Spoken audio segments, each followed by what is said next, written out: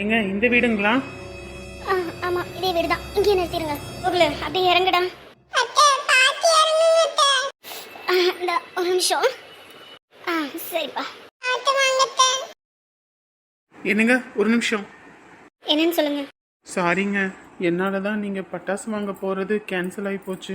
அதுவும் இல்லாமல் நான் வேணும்லாம் இடிக்கலைங்க, தெரியாம தான் பட்டுருச்சு. ஓகேங்க, எத்தனை தடவை தான் சாரி சொல்லுவீங்க? விடுங்க.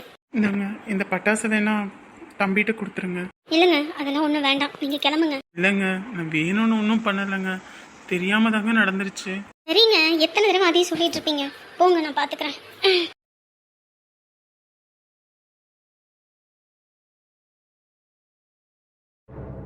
எங்க இந்த வீடுங்களா?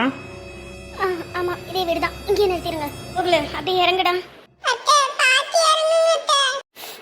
இந்த ஒரு நிமிஷம்.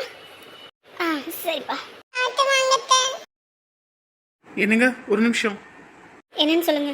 சாரிங்க, என்னால தான் நீங்கள் பட்டாசு வாங்க போகிறது கேன்சல் ஆகி போச்சு. அதுவும் இல்லாமல் நான் வேணும்லாம் இடிக்கலைங்க, தெரியாம தான் பட்டுருச்சு. ஓகேங்க, எத்தனை தடவை தான் சாரி சொல்லுவீங்க? விடுங்க. இந்தாங்க, இந்த பட்டாசை வேணா தம்பிகிட்ட கொடுத்துருங்க. இல்லைங்க, அதெல்லாம் ஒன்றும் வேண்டாம், நீங்கள் கிளம்புங்க. இல்லைங்க, நான் வேணும்னு ஒன்றும் பண்ணலைங்க, தெரியாம தாங்க நடந்துருச்சு. சரிங்க, எத்தனை தடவை அதையும் சொல்லிட்டு இருப்பீங்க. போங்க, நான் பார்த்துக்கிறேன். சாரி, இதை மட்டும் வாங்கிக்கோங்க. It's okay. நான் வேணா உங்கள் வீட்டில் ஒரு வார்த்தை சொல்லிட்டு விட்டுட்டு போகட்டுமா? அண்ணனை பற்றி உங்களுக்கு தெரியாது, அவர் கோவக்காரரு. கோவத்தில் எதுவும் அடிச்சிட எதுவும் போகிறாரு. நீங்கள் போங்க முதல்ல. இல்லைங்க, ஹாஸ்பிட்டல் வாங்கன்னு கூப்பிட்டேன், அதுக்கும் நீங்கள் வரமாட்டேன்ட்டீங்க. இப்படியே வீட்டுக்கு கூட்டிகிட்டு வந்தாச்சு. நோ ப்ராப்ளம்ங்க, நான் பார்த்துக்கிறேன், நீங்கள் கிளம்புங்க. ச்சே, எல்லாமே என்னால தான். ச்சே, ஐயோ ஐயோ. மணி என்ன? ஆ, என்னடா இது 2 மணி ஆக போகுது. அத்தனை மணிக்கே வந்துட்டான் பக்கத்தில். நாங்கள் இன்ன வரைக்கும் ஆளை காணோம். இவன் வீடு தெரியாமல் எங்கேயும் அலைஞ்சிட்டு இருக்கானான்னு தெரியலையே. கடவுளே, இன்னமும் வரலையே. பெசாட்டுக்கு அவருக்கு ஃபோனை பண்ணி இவனை எங்கே இருக்கான்னு பார்த்து கூட்டிகிட்டு வர சொல்லுவோமா? ஹலோ அம்மா, என்னம்மா இன்ன வரைக்கும் கார்த்தி ஆளையே காணோம். அவன் இன்னும் வீட்டுக்கும் வரல. எப்போ கிளம்புனா? விடியகத்தில் 4 மணிக்கு கிளம்பிட்டாமா. இந்நேரத்துக்கு வீட்டுக்கே வந்திருப்பானே. நான் என்ன பொய்யா சொல்கிறேன்? இன்ன வரைக்கும் வீடே வரல. அவனுக்கு அட்ரஸ் தெரியுமா தெரியாதா? சொல்லிதாம்மா விட்டேன். ஷோ, சரி, நான் என்னன்னு பார்க்குறேன். அவர் எதுவும் ஃபோன் பண்ணி போயிட்டு எதுவும் பார்த்துட்டு வர சொல்கிறேன். சரிம்மா, என்னன்னு பாரு, நான் அவனுக்கு வேணா ஃபோன் பண்ணுறேன். ஆ ஆ, என்னதான் பண்ணிட்டு இருக்கான்னு தெரியலையே. அண்ணி, ம், நீங்கள் யாரு? என்ன நீ என்ன தெரியலையா? ம், தெரியலீங்களே. நீ நான் தான் கார்த்தி. கார்த்தியா? என்னடா முகமே தெரியாத அளவுக்கு மண்டையிலிருந்து முடியா இருக்கட்டும், மீச தாடின்னு இவ்வளோ அசிங்கமா இருக்கிற. ஆளே அடையாளம் தெரியல. இல்ல நீ சும்மாதான். என்ன சும்மா? பார்க்கவே கன்றாவியா இருக்குது. இப்படியா இருப்பாங்க? படிச்ச பையன் மாதிரியே இல்ல உன்னைய பார்த்தா. விடுங்க அண்ணி, இதுவே நல்லா தான் இருக்கு. ஏன் சம்பாதிக்க தானே செய்யற? முடி வெட்டுறது கூட காசு இல்லையா உனக்கு? இல்ல நீ இல்ல நீ நொல்ல நீ. தீபாவளி அன்னைக்கு கூட இப்படி முடிய வெட்டாம இதுக்கு தான் அத்தை இங்க போன்னு சொன்னாங்களா? அது ஒன்றும் இல்லை நீ. என்ன எதை கேட்டாலும் இல்ல இல்லன்னு பார்க்க எனக்கு அப்படியே கோவம் வருது. சின்ன வயசுல எவ்வளவு அழகா இருந்த பாரு, எவ்வளவு அசிங்கமா இருக்குன்னு. கொஞ்சம் கூட நீட்டா வரமாட்ட. இல்லை நீ, அது ஒரு பெரிய விஷயம். அதான். என்ன பெரிய விஷயம்? நான் தான் ஒரு பொண்ணை விரும்பிட்டு இருந்தேன்ல. ஆமா, கயல்விழி. அவளுக்கு என்னாச்சு? அவளுக்கு கல்யாணம் ஆயிடுச்சு நீ. கல்யாணம் ஆயிடுச்சா? என்னடா 2 பேரும் ஒன்னாதான் சுத்துனீங்க வந்தீங்க, அவளைதான் கல்யாணம் பண்ணிக்க போறேன்னு வீட்டுக்கெல்லாம் வந்தா? அவங்க வீட்டில் வேற மாப்பிள்ளை பார்த்துட்டாங்க, அதுவும் ஃபாரின் மாப்பிள்ளைன்னு சொன்னோம். அவ சொல்லிட்டு அவங்கள கல்யாணம் பண்ணிக்கிட்டா. அட கடவுளே, என்னடா இப்படி சொல்ற? எனக்கே என்ன பண்ணுறதுனே ஒன்றும் தோணலை. அம்மா அப்பயும் சொல்லிகிட்டே இருந்துச்சு, டே அந்த பொண்ணு வீட்டில் வரன்னு பார்த்துட்டு இருக்காங்கடா, உன்னையெல்லாம் கட்டிக்காது, நீ அந்த பொண்ணுக்காக செலவு பண்ணாத வைக்காதுன்னு. நான் தான் பைத்தியக்கார மாதிரி சம்பாதிக்கிற காசெல்லாம் செலவு பண்ணேன். கடைசியில் தலையில் இடியே இறக்கிட்டான் நீ. அட கடவுளே, என்னடா இது? பையன் உண்மையா இருந்தா பொண்ணுங்க அப்படி இருக்காங்க, பொண்ணு உண்மையா இருந்தா பையன் அப்படி இருக்காங்க. என்ன பண்றதுன்னே எனக்கு ஒன்றும் புரியல. அதுக்குன்னு அந்த பொண்ணுக்காக நீ இப்படி தாடியை மீசையும் வளர்த்து வச்சிட்டு இருந்தா போன பொண்ணு என்ன திரும்பியா வரப்போறா? இதனால தான் அத்தை ஒரு வாரமாவது அவன் அங்கே இருக்கட்டும்னு சொல்லி சொன்னாங்களா? அதெல்லாம் ஒன்றும் இல்லை நீ. ஏண்டா ஏண்டா அப்படி இருக்க? எனக்கே பார்க்க இவ்வளோ கஷ்டமா இருக்கு, அத்தைக்கு எவ்வளோ கஷ்டமா இருக்கும். ஆ எப்போ அவளுக்கு கல்யாணம் ஆனிச்சு? அது ஒரு 1 இயர் இருக்கும் நீ. எரும மாட்டு பயலே, 1 வருஷம் ஆச்சு, இன்னமும் அந்த பொண்ணு நினச்சிக்கிட்டு இப்படி இருக்கியா நீ? என்னன்னு தெரியல நீ, அவ்வளோ சீக்கிரம் மறக்க முடியல அதான். சரி சரி, ஒன்றும் பிரச்சனை இல்லை, உள்ள வா, மற்றதெல்லாம் அப்புறம் பேசிக்கலாம்.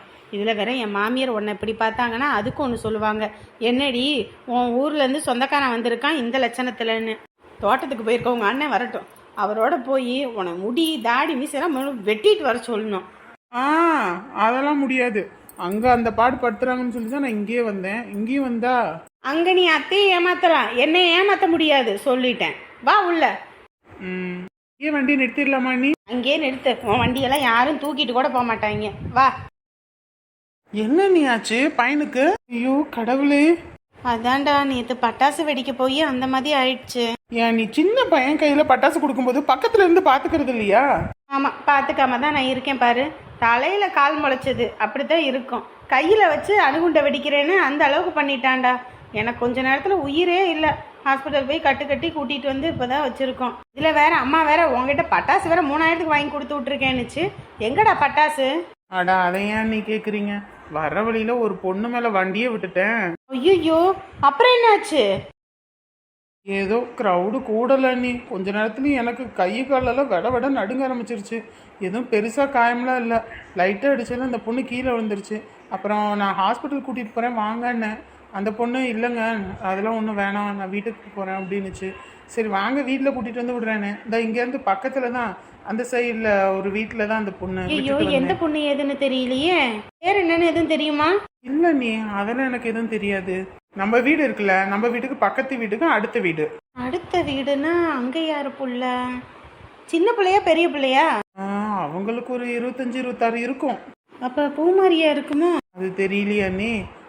அவங்க ஏதோ அவங்க அந்த ஒரு சின்ன பையன் இருந்தால் அவனுக்கு பட்டாசு வாங்க போகிறோன்னாங்க.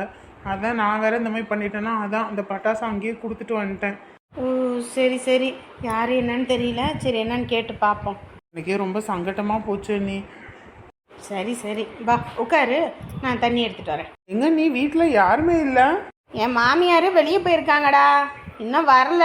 ஏதோ அவங்க பேரனுக்கு உடம்பு முடியல, அதனால கோயிலுக்கு போகிறேன் அப்படின்னு சொல்லிட்டு கோயிலுக்கு ஓடிட்டாங்க. இந்தா உங்கள் அண்ணன் தோட்டமே கதினே தான் கிடப்பாரு.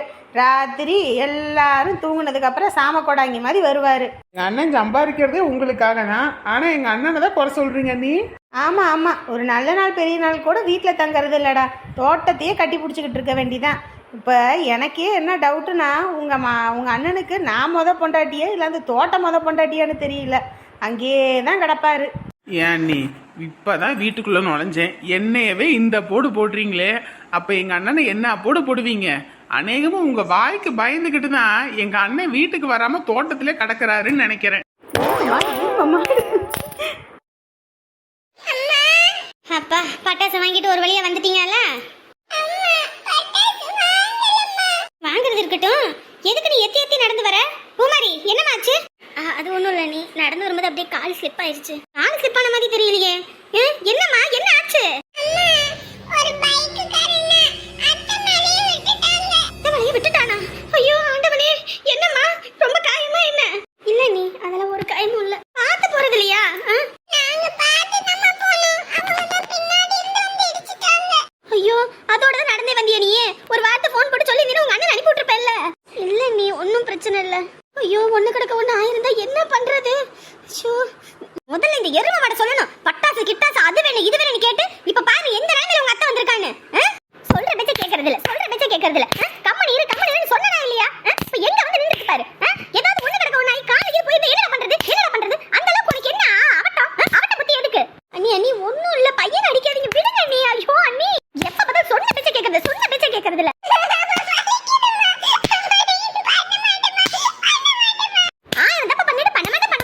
இன்னைக்கு உன ஊச்சு உப்பு கண்ட மட்டும் இனிமே இந்த மாதிரி நடக்காது. உங்க அப்பா வரட்டும் இன்னைக்கு. நீ ஒண்ணும் இல்ல, நீ விடுங்க, நீ சின்ன பையன் தான். என்ன சின்ன பையன்? நீ குடுக்குற செல்லம் தான் எல்லாத்துக்கும் காரணம். கல்யாணமும் ஆகல, கம்மலுக்கு கீழே ஏதாவது போயிருந்தா என்ன பண்றது? இரு நீ பாரு உனி என்ன பண்றேன்னு. இது என்ன பட்டாசு? இந்த கால்வலியோட போய் பட்டாசு வாங்கிட்டு வந்தியா நீ? இல்ல நீ அந்த வண்டிக்காரவங்க தான் இந்த பட்டாசு வச்சிருந்தாங்க. நாங்க பட்டாசு வாங்க போகும்போது அப்படி ஆனு பண்ணுச்சுன்னு சொன்னான பையன், அதான் இதை கொடுத்துட்டு போனாங்க. என்ன சொல்றதுனே தெரியல. முதல்ல உட்காரு, அண்ணனுக்கு போன போட்டு வர சொல்றேன். ஆஸ்பத்திரிக்கு எதுவும் போயிட்டு வருவோம். ஏதாவது ஒண்ணு கிடக்கும் நான் போனேன், என்ன பண்றது? எல்லாம் குடிச்சுக்கிட்டே தானே வண்டியை ஓட்டுறாங்க. ஆளுக்காரு போறது வர்றது தெரியாம அந்த அளவுக்கு. இந்த குடி எங்கிட்ட தான் போய் விட போகுதுன்னு தெரியல. வலிக்குதாடா தங்கம்?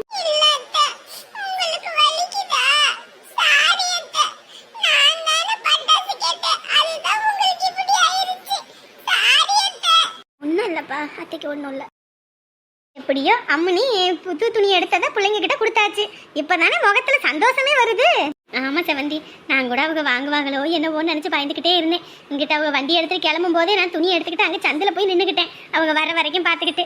அதுவும் என்னை பார்த்தோனையும் பார்க்காத மாதிரி தான் போயிருப்பாங்க. அப்புறமேட்டுக்கு நான் போய் பேசவும் அப்புறம் மருமவை தான் கொடுங்க வாங்கிக்கிட்டோம் அப்படின்னா எனக்கு அம்புட்டு சந்தோஷமா போச்சு. என்ன 1000 தப்பு பண்ணிட்டேன். அதெல்லாம் அவங்களும் மறக்கிறதுக்கு கொஞ்சம் நாள் ஆகும்ல. அதெல்லாம் காலம் அதுக்கு ஏத்தாப்புல மாறும். மாற்ற ஒன்று தானே மாறாதது. வாமா வா. அம்மா வா வித்யாமா வா. வீட்டில் அத்தை பலகாரம் செஞ்சு கொண்டு வந்தாங்க.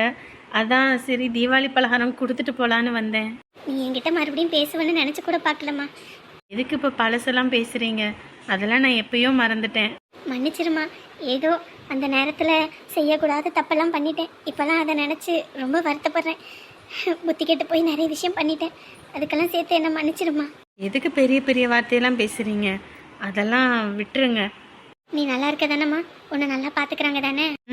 அதெல்லாம் அவங்க என்னை நல்லா பார்த்துக்கிறாங்க. ஆனால் என்ன உங்களை தான் இப்படி பார்க்கறதுக்கு கொஞ்சம் சங்கடமாக இருக்குது. இதில் என்னம்மா, ஒரு காலத்தில் காசு பணம்லாம் இருந்தாலும் நிம்மதியான தூக்கம் இல்லை. ஆனால் இப்போ எதுவுமே இல்லைம்மா. எதை நினச்சி பயமும் இல்லை, எதை நினச்சி கவலையும் இல்லை. நிம்மதியான தூக்கமே இப்போதாம்மா. அதுவும் நான் இவ்வளோ தப்பு பண்ணியும் உங்கள் அம்மாவும் உங்கள் அப்பாவும் எனக்காக இந்த வீடை கொடுப்பாங்கன்னு நினச்சி கூட பார்க்கல. சரி இந்தாங்க, நைட்டு சமைக்காதீங்க.